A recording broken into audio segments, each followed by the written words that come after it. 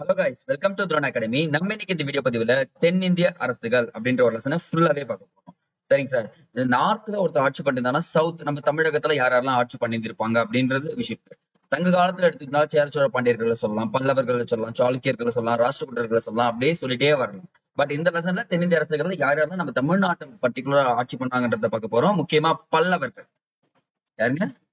பல்லவர்கள், சாளுக்கியர்கள், ராஷ்டிரகூடர்கள் அப்படின்ற 3 செக்டா நம்ம பிரிச்சு பார்த்துடலாம். அப்போ ஒவ்வொரு பாடத்திலையும் நம்ம இந்த பாடத்துக்கு மொத்தமா ஒவ்வொரு வம்சத்திலையும் யார் யார் ஃபர்ஸ்ட் வந்தாங்க, அரசர் யாரு, கடைசி அரசர் யாரு, ஃபர்ஸ்ட் அரசர் யாரு, கடைசி அரசர் யாரு, இவங்களுடைய சின்னம் என்ன, இவங்களுடைய சமுதாய வாழ்க்கை எப்படி இருந்துச்சு, இவங்க நிர்வாகம் எப்படி இருந்தது முதற்கொண்டு நம்ம என்ன பண்ணிடலாம், லைன் பை லைனாவே பார்த்துடலாம். ஜஸ்ட் ஸ்டோரியா கேட்டுக்கோங்க, நோட் சொல்ற இடத்துல நோட் பண்ணிக்கிட்டா போதுமானது. சரிங்களா? ஓகேங்க. ஃபர்ஸ்ட் நம்ம சங்க காலத்துக்கு போயிடலாமா? சங்க காலம்னா எந்த காலம் சார் அப்படின்னு கேட்பீங்க. சேர சோழ பாண்டியர்கள் அதை தாண்டி ஒரு விஷயம், இந்த 1ஆம் நூற்றாண்டு 2ஆம் நூற்றாண்டு இருக்குல்ல.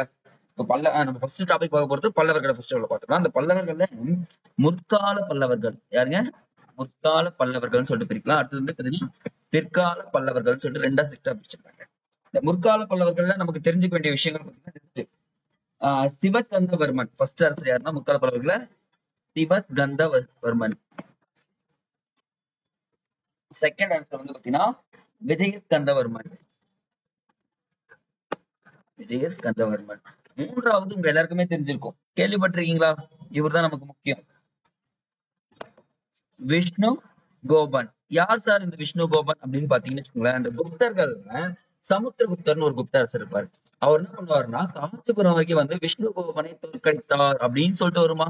அப்ப பல்லவ அரசர்கள்ல முற்கால பல்லவரை சேர்ந்த விஷ்ணு கோபனை தான் தோற்கடித்திருக்கிறாரு. அப்பதான் என்ன ஆயிடும் பார்த்தீங்கன்னா, இந்த பல்லவ டைனாஸ்டி கொஞ்சம் கொஞ்சமா குறைய ஆரம்பிக்கும். அதுக்கப்புறம் பின்னாடி எமர்ஜாவாங்க. இவங்களை நம்ம என்ன பேர் வைப்போம்னா பிற்கால பல்லவர்கள் சொல்லலாமா. அப்ப விஷ்ணுகோபனை தோற்கடித்தவர் யாரு? சமுத்திரகுப்தர். அப்பதான் நான் சொல்லியிருக்கேன், குப்த டைனாஸ்டியும் சொல்லியிருப்போம். சோ இந்த இடத்துல நோட் பண்ணி வச்சுக்கோங்க. இது பிற்கால பல்லவர்களை வரிசையா எழுதிக்கலாம். நம்ம ஃபர்ஸ்ட் வருஷத்துல இருந்து கடைசி வரைக்கும் பார்க்க தான் போறோம். பட் ஆனா இந்த பிற்கால பல்லவர்கள் நம்ம என்ன சொல்லலாம், ஒரு லிஸ்ட் அவுட் கொடுக்குறேன் உள்ள போயிட்ட பிறகு பாக்கலாமா. ஃபர்ஸ்ட் பிற்கால பல்லவர்கள் ரெடியா? இதுக்கு முன்னாடி சின்ன சின்ன இன்ஃபர்மேஷன் எல்லாம் இருக்கு, யார் யாரெல்லாம் நோட் பண்ணிக்க. வடக்கே அரசருடைய ஆட்சி காலம் இருந்துச்சு. இந்த தென்னிந்திய அரசுகளை பாக்குறப்போ இருந்துச்சு. அதே தொலைதூர பகுதியில் காஞ்சிபுரத்தை தலைநகராக கொண்டு ஆண்டவர்கள் தான் பல்லவ அரசர்கள் சொல்லிட்டு சொல்லக்கூடியவர்கள். தாண்டி ஒரு விஷயம் என்னன்னு பாத்தீங்கன்னா, இந்த மத்திய மற்றும் கிழக்கு பகுதியில வதாபி சொல்லக்கூடியவர்களும் சாளுக்கியர்கள் இருந்தாங்க. அந்த சாளுக்கியர்களுக்கு பின்னால் யார் ஆட்சி பார்த்தீங்கன்னா ராஷ்டிரகூடர்கள். ஒரு வரிசை வந்துச்சா பாருங்க. வடக்கே அரசர் இருக்காரு, கிழக்கே பல்லவர்கள் இருக்காரு, தெற்கே பல்லவர்கள் இருக்காங்க. இந்த மத்திய மற்றும் கிழக்கு பகுதியில் வதாபியர்களும் அடுத்து வந்து பாத்தீங்கன்னா சாளுக்கியர்களும் இருக்காங்க. அட் த சேம் டைம்ல ராஷ்டிரகூடர்களும் இருக்காங்கன்னு சொல்லிட்டு சொல்லியிருக்காங்க. அப்ப இந்த டைனாஸ்டி ஒரு சேம் டைம் லைன்ல வந்துருச்சு. புரியுதுங்களா? அடுத்தது பார்க்கப்பட்டு பல்லவர்கள். இந்த பல்லவ டைனாஸ்டியை பத்தி சொல்லனாலே நமக்கு எல்லாருக்குமே ஞாபகம் வருது காஞ்சிபுரம் தான் ஞாபகம் வரும். இந்த கடற்கரை பகுதியின் முக்கிய வணிக மையமாக திகழ்ந்தது பாத்தீங்கன்னா காஞ்சிபுரம். அடுத்து வந்து பாத்தீங்கன்னா இந்த சீன ரோமபுரிய வணிகர்கள் காஞ்சிபுரத்தை பற்றி நன்கு அறிந்திருக்கலாம். ஏன்னா காஞ்சிபுரத்துக்கு வந்தா என்ன கிடைக்கும்? கல்வி கிடைக்கிறது மட்டும் இல்லாம நிறைய வளம் செறிந்த வணிக மையமாகவும் காஞ்சிபுரம் இருக்குன்றது சொல்லியிருக்காங்க. கிட்டத்தட்ட 7ஆம் மற்றும் 8ஆம் நூற்றாண்டுகளில் தமிழகம் முழுவதும் விரிவடைய செய்தவர்கள் யாருன்னா இந்த பல்லவர்கள் சொல்றாங்க. சரிங்களா? அப்ப தொண்டை மண்டலமே பல்லவ அரசின் மைய பகுதியாக இருந்தது. அப்ப தொண்டை மண்டலம்னாலும் இந்த இடத்துல காஞ்சிபுரம் தான் குறிக்கப்படுகிறது. சரிங்களா? இதுல சில கல்வெட்டுகள்லாம் இருக்கு. இந்த கல்வெட்டு எல்லாம் யார் யார் பத்தி கூறுகிறதுன்னு சொல்லிட்டு இப்பவே சொல்லிடுறேன், ஜஸ்ட் நோட் பண்ணிக்கிறீங்களா ஒவ்வொரு கல்வெட்டும். இந்த மண்டகப்பட்டு குகை கல்வெட்டு, 2ஆம் புலிகேசி ஐகோல் கல்வெட்டு. அடுத்து வந்து பாத்தீங்கன்னா காசக்குடி செப்பேடுகள் சொல்லுவாங்க. சரிங்களா? அந்த காசக்குடி செப்பேடுகள் வந்து பாத்தீங்கன்னா 2ஆம் நந்திவர்மனை பற்றி கூறுகிறது. 2ஆம் நந்திவர்மன். நான் ஃபுல்லா தரேன், நீங்க இப்ப நோட் பண்ணிக்கீங்க. காசக்குடி செப்பேடு யாரை பற்றி கூறுகிறது சொல்றேன்னா 2ஆம் நந்திவர்மன் சொல்லிட்டு சொன்னா போதுமானது. இந்த மண்டகப்பட்டு கல்வெட்டு வந்து பாத்தீங்கன்னா இங்க எழுதிக்கிங்க, மகேந்திரவர்மனை பற்றியது. மகேந்திரவர்மனை பற்றியது. அப்ப 2ஆம் புலிகேசியின் ஐகோல் கல்வெட்டு வந்து பாத்தீங்கன்னா 2ஆம் புலிகேசி. அப்ப 2ஆம் புலிகேசி ஐகோல் கல்வெட்டு அப்படின்னு சொல்லிட்டு தெரிஞ்சுன்னா போதுமானது. இது சான்றுகள் எல்லாமே யாரை பத்தி கூறுகிறதுனா பல்லவர் அரசை பற்றி கூறுகிறது. இந்த பல்லவ அரசுடைய மேப் பாருங்க, உங்களுக்கு புரிஞ்சிடும். இங்க பாருங்க, Mahabalipuram, Vellore, at the same டைம்ல இந்த காஞ்சியை மட்டும் ஸ்டார்ட் பண்ணிருக்காங்களா. இந்த காஞ்சிபுரம் தான் வந்து பாத்தீங்கன்னா முக்கிய வணிக மையமா இருந்ததுன்னு சொல்றாங்க. இதெல்லாம் வந்து பாத்தீங்கன்னா கடற்கரை மையங்களாகவும் இருந்தது. அது இங்கிருந்து பாருங்க துங்கபத்ரா நதி வரைக்கும் போய் வந்திருப்பாங்க. கிருஷ்ணா நதி துங்கபத்ரா நதி வரைக்கும் போய் வந்திருப்பாங்க. ஏன்னா இந்த ராஷ்டிரகூடர்களோட அடிக்கடிக்கு சண்டை போட்டுட்டு இருப்பாங்க. அதனால அங்கேயும் பார்க்கலாம் நம்ம. சரிங்களா? இலக்கியங்கள்ல வந்து பாத்தீங்கன்னா மத்த விலாச பிரகாசனம், அவந்தி சுந்தரி கதை, கலிங்கத்து பரணி. பரணினால என்ன அர்த்தம்? அரசரை பற்றி கூறுறது தான் சொல்லுவாங்க. அடுத்தது பெரிய புராணம், நந்தி கலம்பகம், இது எல்லாமே கூறப்பட்டிருக்கு. இந்த அயல் நாட்டவர் வருகைன்னு சொல்லுவாங்க பாத்தீங்களா, வெளிநாட்டுல வந்து ஒரு தூதர் வருவான், அவர் வந்து குறிப்புகளை எழுதி கொடுத்துட்டு போவாங்க பாத்தீங்களா. அப்போ பல்லவர் காலத்தில் யுவான் சுவாங்கின் குறிப்புகளும் இங்கு காணப்படுகிறது அப்படின்னு சொல்லிட்டு சொல்லியிருக்காங்க. சரிங்களா. இப்ப நம்ம என்ன பண்ணிடலாம், அந்த பல்லவ வம்சாவளின்னு சொல்லிட்டு சொல்லிருக்காங்க, முக்கிய அரசர்கள், இது எல்லாமே நீங்க மறந்துங்க. இது எதுவுமே படிக்க தேவை. நான் இப்போ ஒரு டைம் லைன் கொடுக்குறேன், அந்த டைம் லைன் அப்படியே எழுதி வச்சுக்கங்க. என்ன சார் சொல்றீங்க? ஆமாங்க. தொடக்க காலத்துல ஒரு ஸ்டோரி மாதிரி காணுங்க. எல்லா அரசர்களும் எப்படின்னு பாத்தீங்கன்னா, ஒரு வம்சத்தை நிறுவாங்கன்னா அவங்க ஏதோ ஒரு படை தளபதியா இருக்கலாம், இல்ல அவங்க என்ன பண்ணிருக்கலாம், யார் கீழேயோ நிலப்பிரபுக்களா இருந்திருக்கலாம், இல்ல அவங்க கீழே ஏதோ படை வீரனா இருந்திருக்கலாம். பிற்காலத்துல எமர்ஜ் ஆவாங்க, ஒரு வம்சத்தை தோற்றுவிப்பாங்க. அதே மாதிரிதான் இவங்க முற்கால பல்லவர்கள் போயிட்ட பிறகு இவங்க எல்லாம் என்ன ஆயிடுறாங்க பாத்தீங்கன்னா, சாத்தவாகனர்கள் அப்படின்னு இருப்பாங்க ஒரு அரசர்கள், அவங்க கீழே சிற்றரசர்களாக இருந்தார்கள். அந்த சிற்றரசர்கள் என்ன ஆயிட்டாங்கன்னா, குறிப்பிட்ட காலத்துல இந்த களப்பிலர்கள்னு சொல்லிட்டு ஆண்டுட்டு இருப்பாங்க. அந்த களப்பிலர்களை அழித்து ஒரு வம்சத்தை நிறுவனாங்க, அதான் பல்லவ டைனாஸ்டின்னு சொல்லுவாங்க. அப்போ களப்பிலர்களை தோற்கடித்து ஒரு அரசு வம்சத்தை நிறுவியவர்கள் யாருன்னு கேட்டா நீங்க பல்லவ அரசன்னு சொல்லலாம். அதுல முக்கியமா சிம்ம விஷ்ணு அப்படின்றவர் தான் நம்ம கூற வேண்டும். இப்போ களப்பிலர்களை தோற்கடித்தவர் யாரு? சிம்ம விஷ்ணு. அப்ப இங்க நோட் பண்ணலாமா? ஃபர்ஸ்ட் அரசர் யாரா இருப்பாங்க பாருங்க. அப்போ சிம்ம விஷ்ணு. சிம்ம விஷ்ணுக்கு அப்புறம் ஒருத்தர் பதவி ஏற்பார். அவர் யாருன்னா முதலாம் மகேந்திரவர்மன். மகேந்திரவர்மன். இந்த மகேந்திரவர்மனுக்கு அப்புறம் ஒருத்தர் பதவி ஏற்பார், முதலாம் நரசிம்மவர்மன். பொறுமையா எழுதுங்க, நரசிம்மவர்மன். இவருக்கு அப்புறம் பதவி ஏற்பார் நான்காவது அரசர் இரண்டாம் மகேந்திரவர்மன். இரண்டாம் மகேந்திரவர்மன். இவருக்கு அப்புறம் ஒருத்தர் வந்து முதலாம் பரமேஸ்வரன்.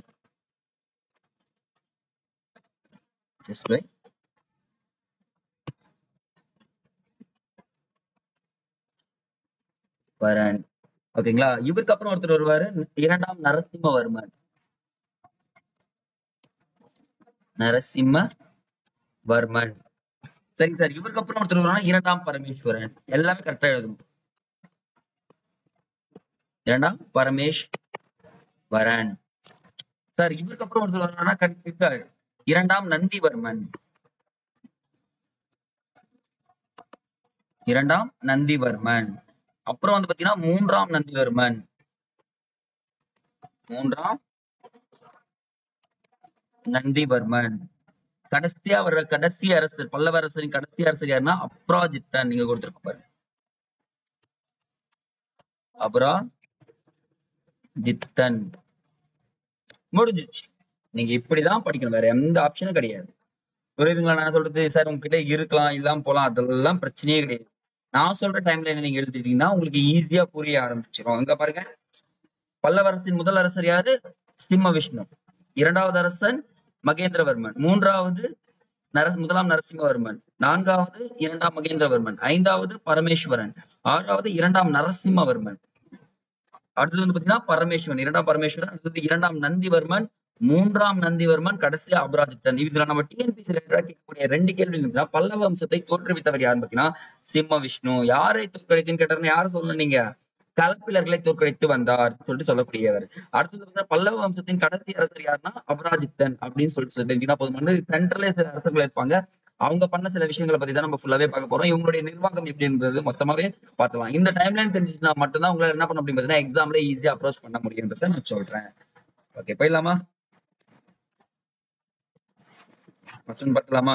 இதுல எல்லாமே வரிசையா அதே தான் கொடுத்துருப்போம், வேற எதுவும் கொடுத்துருக்க மாட்டோம். இருங்க, இது ரஃப் பண்ணிடலாம். ஏன்னா இது ரஃப் பண்ண ஹைலைட்டரும் ரஃப் ஆகுது, பிரச்சனை கிடையாது. ஹைலைட்டர் முக்கியம் இல்ல, அதை சொல்லுவாங்களே ஜாக்கி சானி சாகசங்களை சொல்ற மாதிரி, மந்திரக்கல் முக்கியம் இல்லடா, மந்திரம் தான் முக்கியம் அப்படின்ற மாதிரி நான் உங்களுக்கு பாயிண்ட்ஸ் சொல்லிடுறேன். அந்த பாயிண்ட்ஸை வச்சு நீங்க என்ன பண்ணிடலாம், கேதர் பண்ணிக்கலாம் அப்படின்றத நான் சொல்றேன். சரிங்களா? இங்க பாருங்க, நம்ம இங்க சொன்ன பாயிண்ட்ஸ் தான் ஃபுல்லாவே கொடுத்துருப்பாங்க. கடைசி அரசர் சிம்ம விஷ்ணு, கடைசி அரசர் அபராஜித்தன் அப்படின்னு தெரிஞ்சுக்கினா போதுமானது.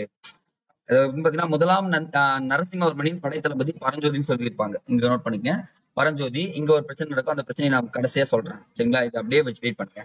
அடுத்து மகேந்திரவர்மன். மகேந்திரவர்மன் பல்லவ ஆட்சி காலத்தில் சிறப்பு மிக்க பங்களிப்பை கொடுத்திருக்காருங்க. ஏன்னா ஒரு தொடக்க காலத்துல சமண சமயத்தை பின்பற்றினாராம். பின்பு என்ன பண்றாருன்னா அப்பர் எடுத்துன்னு போயிட்டு அப்பரால சைவத்துக்கு மாறுவாராம். என்ன சொல்லுவாருன்னா, அப்பரு நீ வந்து மாறு சைவத்துக்கு சொல்லும் போது கேட்க மாட்டாராம். அப்பரை தூக்கின்னு போய் கடல்ல போட்டுருவாராம்.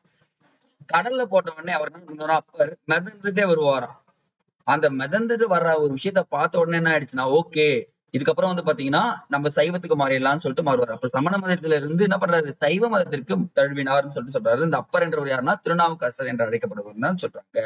அது மட்டும் இல்லாம இந்த மகேந்திரவர்மன் வந்து பாத்தீங்கன்னா கலை மற்றும் கட்டிடக்கலைக்கு ரொம்ப ஆதரவு குறிச்சிருக்காருங்க. இந்த திராவிட கட்டிடக்கலைக்கு ஒரு புதிய பாணியை அறிமுகம் செய்தவர் யாருன்னா மகேந்திரவர்மன். அதுதான் என்ன பாணின்னு சொல்லுவாங்கன்னா மகேந்திர பாணி என்று குறிப்பிடப்படுகிறது. சரிங்களா? அதுக்கப்புறம் இன்னொரு பாயிண்ட், ரொம்ப ரொம்ப இம்பார்ட்டன்ட் பாயிண்ட் நோட் பண்ணுங்க. மத்த விலாச பிரகாசனம் அப்படின்னு சொல்லக்கூடியது குடிகாரர்களின் மகிழ்ச்சி அப்படின்னா, மத்த விலாச பிரகாசனம்ன்றது குடிகாரர்களின் மகிழ்ச்சி உட்பட சில நாடகங்களை சமஸ்கிருத மொழியில் எழுதியிருக்காரு. ஏன்னா சான்ஸ்கிரிட்ல எழுதி இந்த பௌத்த மதத்தை இழிவுபடுத்தும் வகையில் எழுதப்பட்ட ஒரு நாடகம் சொல்லுவாங்க. பௌத்த மதத்தை இழிவுபடுத்தும் நாடகம்னா இந்த மத்த விலாச பிரகாசனம் சொல்லுவாங்க. அப்போ மகேந்திரவர்மன் ஆட்சி காலத்துல என்ன நடந்தது பாத்தீங்கன்னா 2 விதமான போர்கள் நடந்திருக்கு. 2 போரும் யாரு கூட பண்ணிருப்பாருன்னு பாத்தீங்கன்னா 2ஆம் புலிகேசி கூட தான் பண்ணிருப்பாரு. நோட் பண்ணலாமா? அந்த 2 போரை எழுதிக்கிறீங்களா? என்னங்க சார் சொல்றீங்க? ஆமா சார், 2 போர் இருந்திருக்குங்க.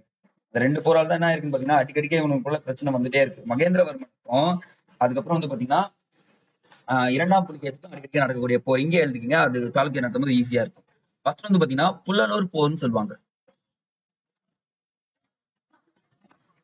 புல்லலூர் போர்ல 2ஆம் புலிகேசி பிஎஸ் முதலாம் மகேந்திரவர்மனுக்கு நடுவில் நடக்கும். இதுல மகேந்திரவர்மன் தோற்கடிக்கப்படுவார். 2ஆம் புலிகேசி ஜெயிச்சிருவார்.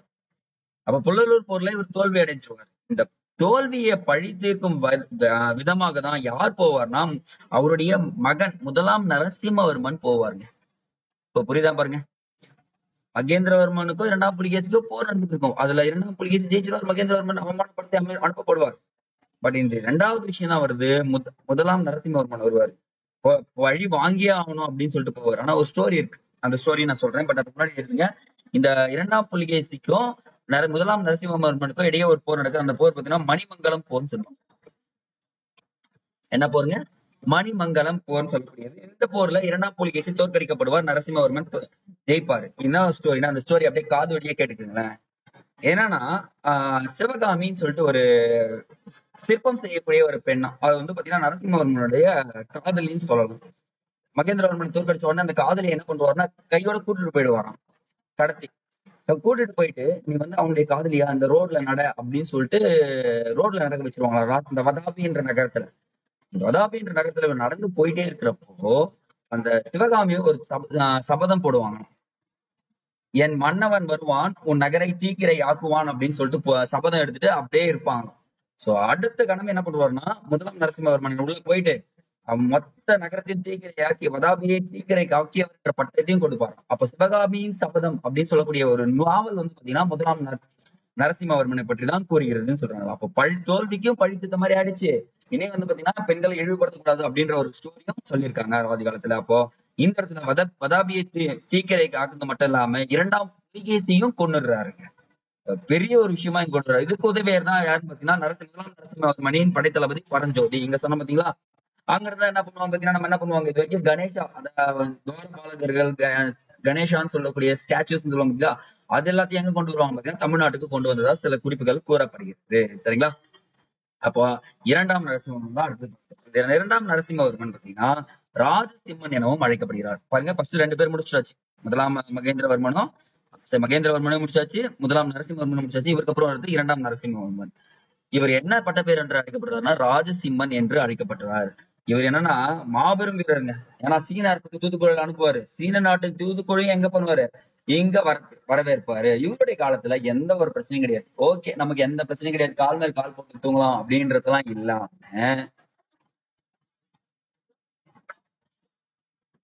கோவில்களை கட்டுறதுக்கு கவனம் செலுத்துறாரு.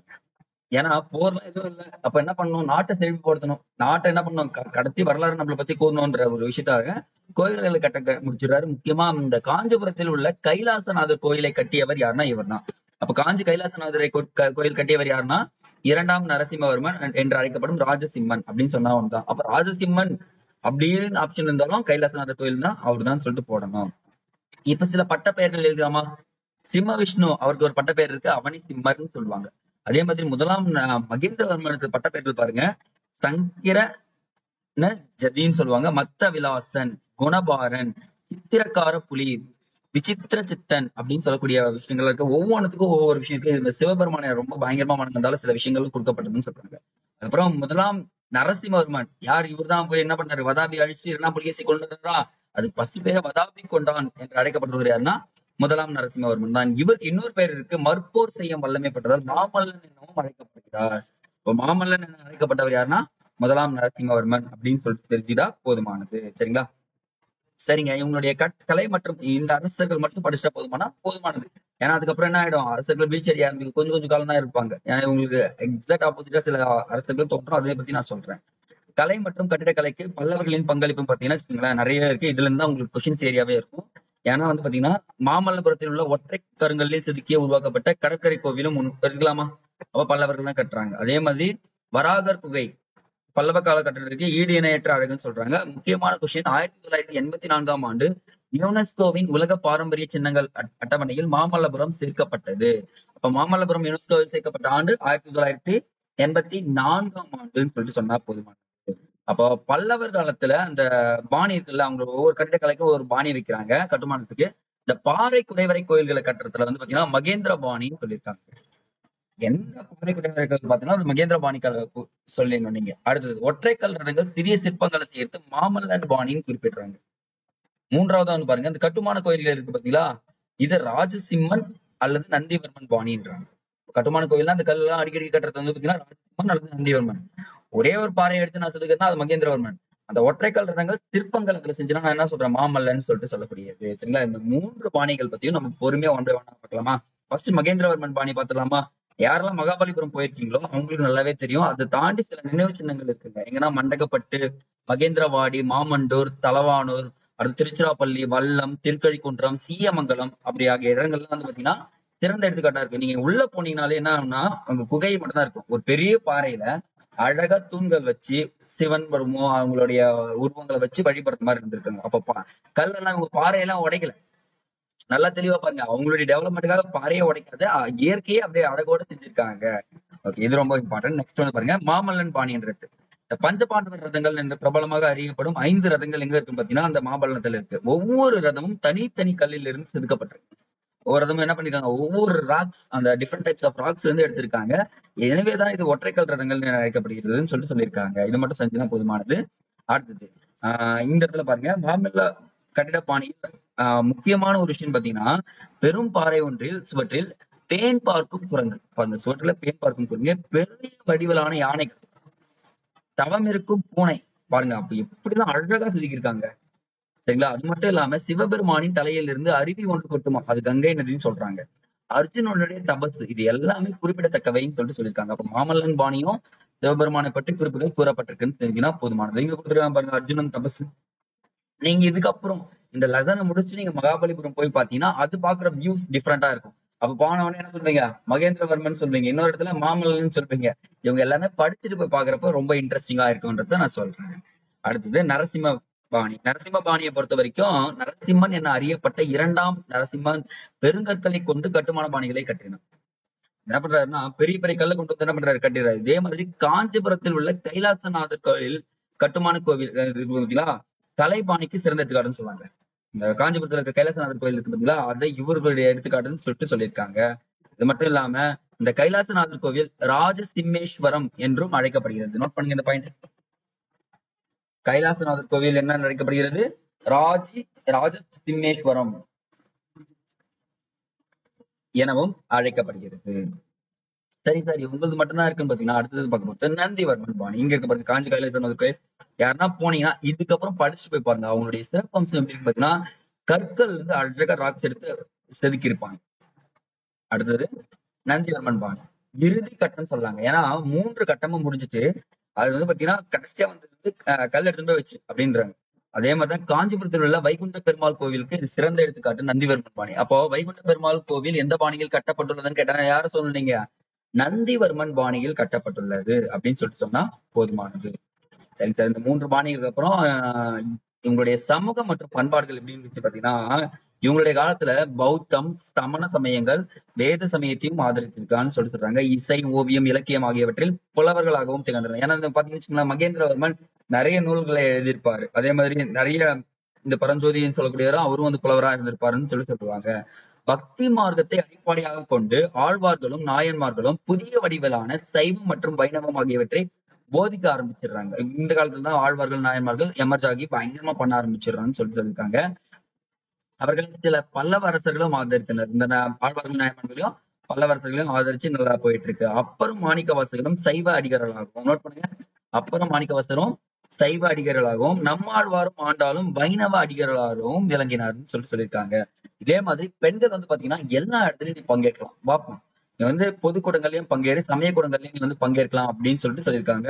அதே மாதிரி தமிழ் பக்தி வழிபாடு அப்படின்னு சொல்லக்கூடிய இந்த பௌத்த சமண மடங்களுக்கு போட்டியிட்டதுன்னு சொல்லியிருக்காங்க. அந்த இடத்துல என்ன ஆயிடுச்சுன்னு பாத்தீங்கன்னா பிரச்சனைகள் நிலவுச்சு. சைவ மதமா சமண மதமா அப்படின்னு சொல்லக்கூடிய விஷயங்கள் பயங்கரமா போயிட்டு இருந்தது. பட் ஆனா என்ன ஆயிடுச்சு, ஒரு குறிப்பிட்ட காலகட்டத்துல சில பகுதியில் படிப்படியா எல்லா மதமும் வீழ்ச்சியடைய ஆரம்பிக்கும் அப்படின்றது இங்க சொல்லியிருக்காங்க. கல்வியும் இலக்கியமும் எப்படின்னு பாத்தீங்கன்னா, இன்னைக்கு போனாலும் காஞ்சிபுரத்துல கல்வி நகரம் அப்படின்னு சொல்லுவாங்களா, காஞ்சிபுரத்துல பாத்தீங்கன்னா கடிகை அப்படின்னா மடாலயம், கல்வி மையம் சொல்லக்கூடியது. கடிகை என்ன அர்த்தம், கல்வி மையம். அப்ப பல்லவர் காலத்தில் புகழ்பெற்று விளங்குதுங்க. ஏன்னா வெளிநாட்டு மாணவர்களும் என்ன பண்றாங்க பாத்தீங்கன்னா உள்ள வந்து இந்த காஞ்சிபுரத்துல வந்து படிச்சிருக்காங்கன்னு சொல்லியிருக்காங்க. இந்த நூல் குறிப்புகள் எல்லாமே நீங்க என்ன பண்ண கண்டிப்பா எழுதி ஆகணும், வேற ஆப்ஷனே கிடையாது. இங்க கொடுத்துருக்காங்க பாருங்க, ஃபர்ஸ்ட் நூல் நியாய பாஷ்யா என நூலை எழுதிய வாஸ்தியாயர் காஞ்சி கடிகையில் ஆசிரியராக இருந்தார். ஃபர்ஸ்ட். செகண்ட் ஒன் பாருங்க, தென்னிந்தியா ஓவியங்கள் குறித்து தட்சிண சித்திரம் மகேந்திரவர்மனின் ஆட்சி காலத்தில் தொகுக்கப்பட்டது. அப்ப தட்சிண சித்திரம் என்ற நூல் யாருடைய ஆட்சி காலத்தில் தொகுக்கப்பட்டதுன்னா என்ன சொல்லணும் நீங்க, மகேந்திரவர்மன். மூன்றாவது பாருங்க, சமஸ்கிருத அறிஞர், இங்க இடத்துல ரொம்ப ரொம்ப இம்பார்ட்டன்ட், சமஸ்கிருத அறிஞரான தண்டின் முதலாம் நரசிம்மவர்மனின் அவையை அலங்கரித்தார். அப்ப முதலாம் நரசிம்மவர்மனின் அவையை அலங்கரித்தவர் யாருன்னா தண்டின். அவர் தசகுமார சரித்திரம் என்ற நூலை எழுதினார். பாருங்க, நூல்கள் பயங்கரமா எமர்ஜாய் வெளியே வந்துட்டே இருக்கு. அது மட்டும் இல்லாம மற்றொரு சமஸ்கிருத அறிஞரான பராவி சிம்ம விஷ்ணு காலத்தில் வாழ்ந்தவர். இந்த பராவின்றது வந்து பாத்தீங்கன்னா சிம்ம விஷ்ணு காலத்தில் வாழ்ந்ததுன்னு சொல்லியிருக்காங்க. சரிங்களா, இதை மட்டும் நீ குறிப்புகள் நீங்க நோட் பண்ணிட்டா போதுமானது. இந்த இடத்துல பாருங்க, இரண்டாம் நந்திவர்மனால் ஆதரிக்கப்பட்ட பெருந்தேவனார் மகாபாரதத்தை பாரத வெண்பா என்ற தமிழ் பெயரில் மொழிபெயர்த்தார். இந்த இடத்துல ரொம்ப ரொம்ப பெருந்தேவனார் என்ன பண்ணிருக்காரு, மகாபாரதத்தை பாரத வெண்பா என்ற தமிழில் மொழிபெயர்த்திருக்காரு. அதே மாதிரி வந்து பாத்தீங்கன்னா பல்லவர் கால கலை அப்படின்னு பாத்தீங்கன்னா இந்த குடுமியான் மலை மற்றும் திருமயம் ஆகிய இடங்களில் கோயில்களில் காணப்படும் இசை குறித்த கல்வெட்டுகள். அப்போ இசை மீதும் பல்லவர்கள் ஆர்வத்தை கொண்டிருந்தார்கள் என்பது கூறப்படுகிறது. புகழ்பெற்ற இசைக்கலைஞரான ருத்ராச்சாரியார் அப்படின்னு சொல்லக்கூடியவர், ருத்ராச்சாரியார் முதலாம் மகேந்திரவர்மன் காலத்தில் வாழ்ந்தவர் அப்படின்னு குறிப்புகள் கூறப்படுகிறது. இது நோட் பண்ண பார்க்கலாம். ருத்ராச்சாரியார் யாருடைய காலத்தில் வாழ்ந்தவர்னா முதலாம் மகேந்திரவர்மன் காலத்தில் வாழ்ந்தவர். பல சிற்பங்கள், இந்த நடனமாடும் சிற்பங்கள் எல்லாமே இங்கு காணப்படுகிறதுன்னு சொல்லியிருக்காங்க. அப்ப பல்லவர்கள் வந்து பாத்தீங்கன்னா கடைசி அரசரான அப்ராஜித்தன் என்ன பண்றாரு, வீழ்ச்சி அடைஞ்ச பிறகு என்ன ஆயிடுச்சு, பல்லவ வம்சம் ஒரு கிட்ட காலத்துல எல்லாமே போயிடுச்சுன்றது சொல்லலாம். அடுத்ததான் நம்ம பார்க்க போறது சாளுக்கியர்.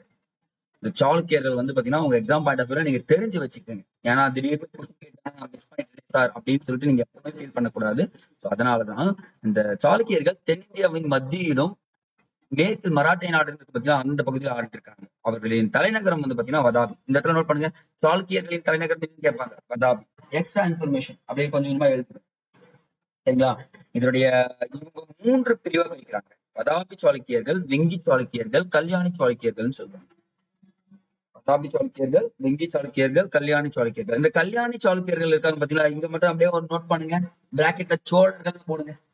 ஏன்னா நான் வந்து உங்களுக்கு முதலாம் குலோத்தங்கன்னு ஒண்ணு சொல்லி கொடுப்பேன், குலோத்தங்க சோழன் அப்படின்னு சொல்லிட்டு. அப்போ இந்த கல்யாணி சாளுக்கியர்கள் பத்தி உங்களுக்கு பிரீஃபா எக்ஸ்பிளைன் பண்ணுவேன். நான் இப்பயும் சொல்றேன், பட் ஆனா கல்யாணி சாளுக்கியர்கள்லாம் யாரு, நமக்கும் முதலாம் குலோத்தங்களுக்கும் என்ன சம்பந்தம் இருக்குன்றத முதற்கொண்டு நான் உங்களுக்கு சொல்லிடுறேன். சரிங்களா, சரிங்க. சாளுக்கியருடைய எல்லைகள் வந்து பாத்தீங்கன்னா இப்படி எழுதாதீங்க, இப்படி போட்டு. வடக்கே அர்ஷரின் பேரரசு, தெற்கே பல்லவர் நாடு, கிழக்கே கலிங்கம், அந்த ஒடிசா இருக்கு பாத்தீங்களா, அது எல்லைகளாக யாருடைய எல்லைகளாக இருந்துச்சுன்னா சாளுக்கியருடைய எல்லைகளாக இருந்துச்சுன்னு சொல்லுவாங்க. சரி சார், இவருடைய சான்றுகள் பாத்தீங்கன்னா கல்வெட்டுகள் அந்த அயல் நாட்டவர்கள். இங்கேயும் பாத்தீங்கன்னா யுவான் சுவான், ஏன்னா பல்லவர்கள் தானே யுவான் சுவான் வந்திருப்பாருல. யுவான் சுவான் வந்து பாத்தீங்கன்னா காஞ்சிபுரத்துல வந்து அடிக்கடிக்கு படிச்சு போவாராம். இந்த மங்களேசனின் வதாபி குகை கல்வெட்டு, காஞ்சி கைலாசநாதர் கல்வெட்டு, பட்டணக்கல் விருப்பாட்சிய கோவில் கல்வெட்டு, முதலாம் புலிகேசியின் ஐகோல் கல்வெட்டு, இது எல்லாமே குறிப்பிடப்பட்டிருக்கு. அதே மாதிரி யுவான் சுவான் குறிப்புகளும் இந்த ராஷ்டிரகூட்டர்களை பற்றி குறிப்பிடுறதுன்னு சொல்லிட்டு சொல்லுவாங்க. இப்ப நம்ம டிஎன்பிஎஸ்சி ரிலேட்டடா இந்த 3 சாளுக்கியர்கள் வந்து பாத்தீங்கன்னா, கீழே சாளுக்கியர்கள் யாருன்னு கேட்டாங்கன்னா நீங்க வெங்கி சாளுக்கியர்கள், மேலை சாளுக்கியர்கள் யாருன்னு கேட்டாங்கன்னா கல்யாணி சாளுக்கியர்கள்னு சொல்லிட்டு சொன்னா போதுமானது. இவங்களுடைய வரிசைகள் எழுதிக்கலாமா? முற்காலத்து மேலை சாளுக்கியர்கள்னு போடுங்க. வதாபி சாளுக்கியர்களின் வரிசை ஃபர்ஸ்ட்.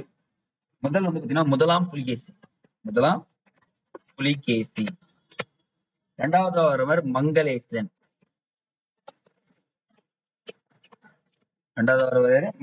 மூன்றாவது வருவர் தான் இரண்டாம் புலிகேசி. இப்ப புரியுதுங்களா இரண்டாம் புலிகேசி யாருன்ட்டு? இந்த இரண்டாம் புலிகேசி வதாபி நகர தீக்கரிக்காரர்ல அவரு தான். இரண்டாம் புலிகேசி மரணமடைவார் பல்லவர்களால். அடுத்தது இரண்டாம் விக்ரமாதித்யன்.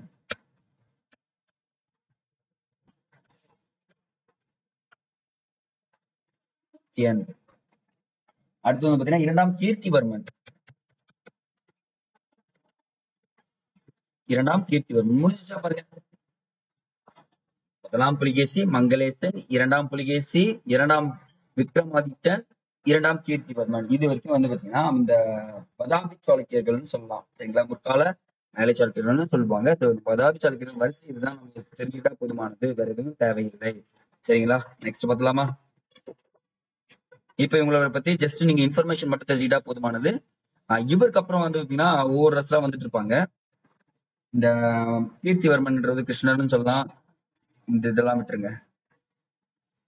இங்க எழுதுங்க.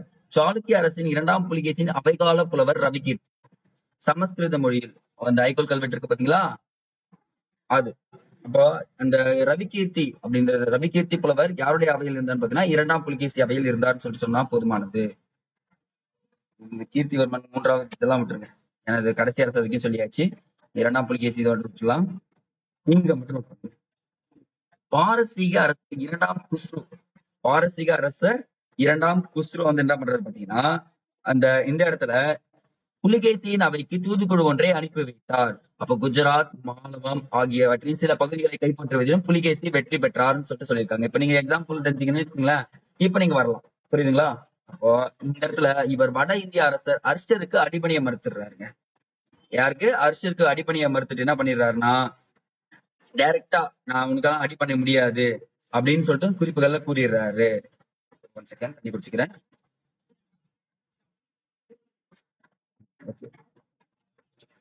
இவங்க அர்ஷருக்கும் இருக்குன்றதுல ஒரு ஒப்பந்தம் போடப்படுது. என்ன ஒப்பந்தம்னா, நான் வந்து நர்மதை நதியை தாண்டி வர மாட்டேன், நீயும் வராது ஹர்ஷா அப்படின்னு சொல்லிடுறாரு. அப்ப இரண்டாம் புலிகேசிக்கும் அர்ஷருக்கும் இடையே ஒரு ஒப்பந்தம் எந்த நதிக்கரையில் போடப்பட்டதுன்னு சொல்லிட்டு கேட்டாங்கன்னா, இது வந்து பாத்தீங்கன்னா கேட்டிருக்காங்க, பலமுறை கொஸ்டின் கேட்டிருக்காங்க. சோ இதை மட்டும் நோட் பண்ணுங்க. நர்மதை நதிக்கரையில் போடப்பட்டுள்ளது அப்படின்னு சொன்னா போதுமானது. சரிங்களா?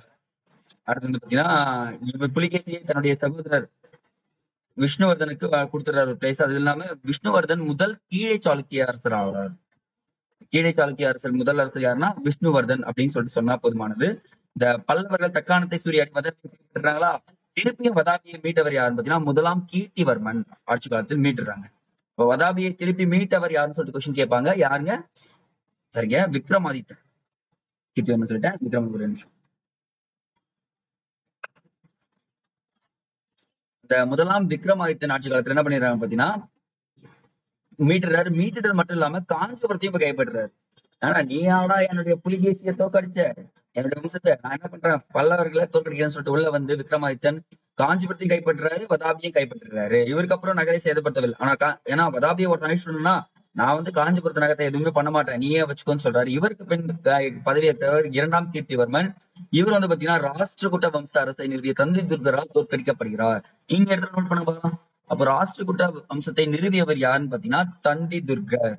ஓகேங்களா? அப்போ இந்த இடத்துல கீர்த்திவர்மன் கடைசி அரசரா மாறுறாரு. இரண்டாம் கீர்த்திவர்மன் கடைசி அரசர் அப்படின்னு ஞாபகம் வச்சுக்கோங்க சாளுக்கியர்கள்ல. அடுத்தது கல்யாணி சாளுக்கியர் சொல்லி மேலை சாளுக்கியர்கள். இவர்கள் ரொம்ப ரொம்ப முக்கியங்க. ஏன்னா இவர்கள் வதாபி சாளுக்கியர்களின் வழி தோன்றர்கள். இங்க வேற இவங்க வேற. இப்ப வதாபி சாளுக்கியர் வழி தோன்றர்கள் யாருன்னு பாத்தீங்கன்னா கல்யாணி சாளுக்கியர் தான். இந்த கர்நாடகா பகுதியில இந்த சைட்ல இருக்கும், ஈஸ்ட் சைட்ல இருக்கும்.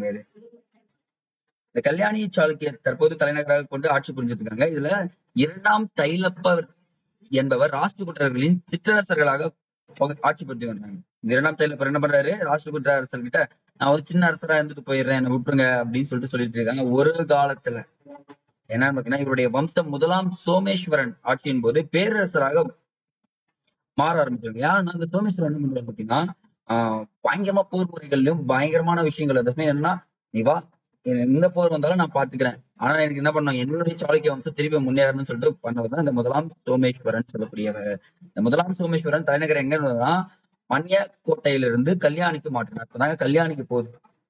அப்ப கேட்பாங்க, மன்ய கோட்டாவிலிருந்து கல்யாணிக்கு மாற்றியவர் யாருன்னு சொல்லிட்டு கேட்டா என்ன சொன்னீங்க? இந்த இடம் சொன்னா போதுமானது. சரிங்களா? அடுத்து ஒரு நூற்றாண்டுக்கும் மேலாக தென்னிந்தியாவில் இருந்து 2 பேரரசுகளும் மேலை சாளுக்கியர்களும் தஞ்சாவூர் சாளுக்கியர்களும் என்ன பண்றாங்க, வலம் வந்ததாகவும் சொல்லப்படுகிறது. சோ இதை மட்டும் நீங்க தெரிஞ்சுக்கிட்டா போதுமானது. ஒரு குறிப்பிட்ட காலத்துல என்ன ஆயிடுச்சு பாத்தீங்கன்னா, இந்த தஞ்சாவூர் சோழர்கள் இருக்காங்க பாத்தீங்களா, இவங்க போய் என்ன பண்ணிடுறாங்க பாத்தீங்கன்னா, நீங்க இப்போ பொன்னியின் செல்வன் படம் பார்த்திருப்பீங்களா?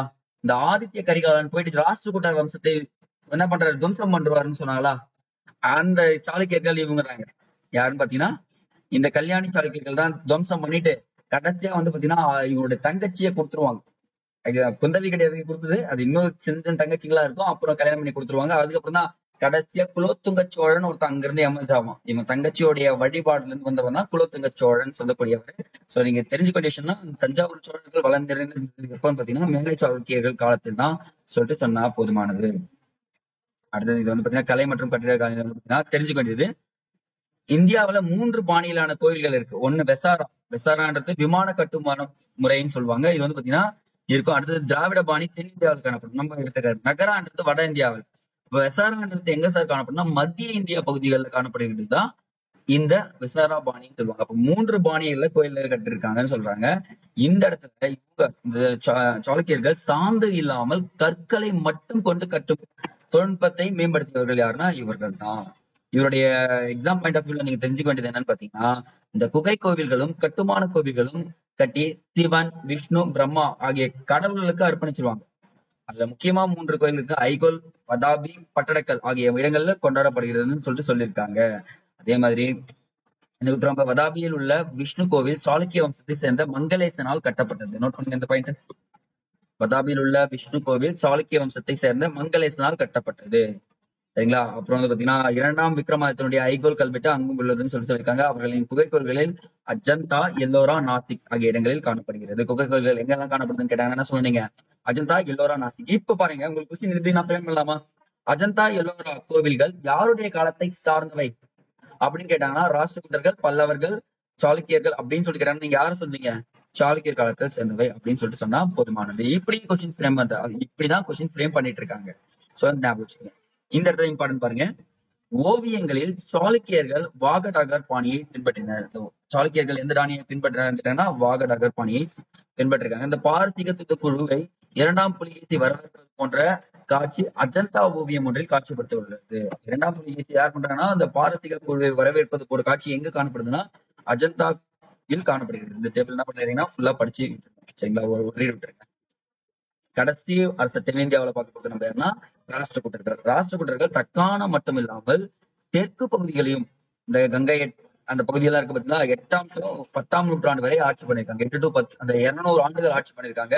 நீங்க தெரிஞ்சுக்க வேண்டியது தந்திதுர்கர் ராஷ்டிரகூட்ட வம்சத்தை நிறுவியவர் யாருன்னா இவங்கதான் ஃபர்ஸ்ட் பாயிண்ட். இவர்தான் வதாபி சாளுக்கியரின் உயர் அதிகாரம் பணியாற்றுறாரு. 2வதா வரது வந்து பாத்தீங்கன்னா முதலாம் கிருஷ்ணர். தந்திதுர்கர், முதலாம் கிருஷ்ணர் ஒருங்கிணைத்து விரிவுபடுத்துறாரு. 3வது இவங்க தான் வந்து பாத்தீங்கன்னா அந்த எல்லோராவில் உள்ள கைலாசநாதர் கோயிலை கட்டியவர். கொஸ்டின் தான் கேட்பாங்க, எல்லோராவில் உள்ள கைலாசநாதர் கோயிலை கட்டியவர் யாருன்னு கேட்டாங்கன்னா முதலாம் கிருஷ்ணர் அப்படின்றத நீங்க சொல்லணும். பாருங்க, தந்திதுர்கர், முதலாம் கிருஷ்ணர். முதலாம் கிருஷ்ணர் என்ன பண்றாரு? விரிவுபடுத்துறது மட்டும் இல்லாம கைலாசநாதர் கோயிலை கட்டியும் சிறப்பிக்கிறார். இவருடைய அரசர்கள்ல தலை சிறந்த அரசர் யாருன்னா அமோக வர்ஷகர்னு சொல்லக்கூடியவர் தாங்க. ஏன்னா இந்த மான்யா கோட்டாவில் உள்ள தற்போது கர்நாடகாவில் மால்கட்னு சொல்லக்கூடிய புதிய தலைநகரை உருவாக்கியவர் யாருன்னா இவர் தான். இது மட்டும் இல்லாம புரோச் என்ன துறைமுகமும் இவர் தான் அமைக்கிறாரு. அப்ப அமோக வர்ஷகர் வந்து பாத்தீங்கன்னா ஜீனசேனா எனும் சமணத்துறவியால் சமண மதத்திலிருந்து மாற்றப்பட்டார். சமண மதத்திற்கு மாற்றப்பட்டார்னு சொல்றாங்க. அப்போ அமரகோஷரை சமண மதத்திற்கு மாற்றியவர் யாருன்னு சொன்னா ஜீனசேனா அப்படின்னு சொல்லிட்டு சொன்னாங்க. அவங்க அப்பர் மாத்தோரா அதே கான்செப்ட் தான் இங்கேயும். அவருக்கு பின் ஒருத்தர் வர்றாங்க, 2ஆம் கிருஷ்ணர் வர்றாரு. இந்த இடத்துல ரொம்ப ரொம்ப இம்பார்ட்டன்ட் பாயிண்ட். 2ஆம் கிருஷ்ணர் வர்றாரு. பரந்தக சோழனால் வல்லம், இந்த வல்லம்ன்றது பாத்தீங்கன்னா தற்போது திருவள்ளம், வேலூர் மாவட்டம் போர்க்களத்தில் தோற்கடிக்கப்படுறாருன்னு சொல்லிட்டு சொல்றாங்க. இவரும் என்ன பண்றாரு? இப்ப தெரியுதுங்களா, பரந்தக சோழன் ராஷ்டிரகூட சண்டை போட்டுட்டு இருப்பான்னு சொன்னேன், அந்த பகுதிகள் தான் இதுன்னு ஞாபகம் வச்சுக்கோங்க. சரிங்களா? அடுத்து 3ஆம் கிருஷ்ணர் வருவாரு. ராஷ்டிரகூட தலை சிறந்த கடைசி அரசர். சோ இந்த இடத்துல நான் வச்சுக்க தலை சிறந்த கடைசி அரசர் யாருன்னு பாத்தீங்கன்னா 3ஆம் கிருஷ்ணர்னு சொல்லுவாங்க. ஓகேங்களா? அப்புறம் இதெல்லாம் வேண்டாம், இதெல்லாம் ஸ்கிப் பண்ணிக்கங்க. ராமேஸ்வரத்தில் உள்ள கிருஷ்ணேஸ்வரா கோவிலை கட்டியவர்னு யார் சொன்னா இவர்தான். நாட்டை சரியான முறையில் வைத்திருந்த கடைசி அரசர் யாருன்னா 3ஆம் கோவிந்தனாரா. அப்ப ராஷ்டிரகூட வம்சத்தின் முதல் அரசர் யாருன்னா தந்தி துர்கனும், கடைசி அரசர் யாருன்னா 3ஆம் கோவிந்தனார் அவர்னு சொல்லிட்டு சொல்லுவாங்க. அதுக்கப்புறம் ராஷ்டிரகூடரின் வம்சம் வீழ்ச்சி அடைய ஆரம்பிக்கிறது அப்படின்னு சொல்லிட்டு சொன்னா போதுமானது. சரிங்க சார், இவங்களுடைய இலக்கியம் வந்து பாத்தீங்கன்னா ஜஸ்ட் நோட் பண்ணிட்டே வாங்க. அமோக வர்ஷரால் இயற்றப்பட்ட கவிராஜா மார்க்கம் கன்னட மொழியில் முதல் கவிதை நூலாகும். கன்னட மொழியின் முதல் கவிதை நூல் எதுன்னு பாத்தீங்கன்னா அமோக வர்ஷரால் இயற்றப்பட்ட கவிராஜ மார்க்கம் அப்படின்னு சொல்லிட்டு சொன்னா போதுமானது. சரிங்க சார், இது மட்டும் இல்லாம ஆதிகவி பம்பா, ஸ்டீபென்னா ரன்னா ஆகியோர் இருந்திருக்காங்க.